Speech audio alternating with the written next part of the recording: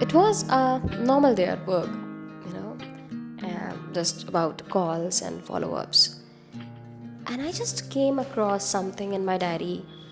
I opened it up and found out a really colorful note. It was made for me by my younger brother. Really cute. And then I remembered the time when welcoming a new year used to be all about creating greeting cards for our friends and teachers. You remember, right? I mean, choosing the supplies, the paper, and the drawing ever so carefully. Everything just has to be perfect. You know, painting, the decorations, and the note. Oh, it should reflect the kind of love that we carried in our hearts.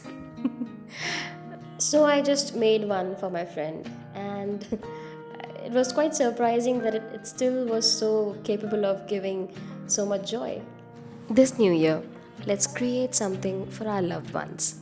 Share your creations with Shuruat. Use Shuruat's courses on Udemy for ideas. Because handmade greetings are gold. Happy New and Creative 2020.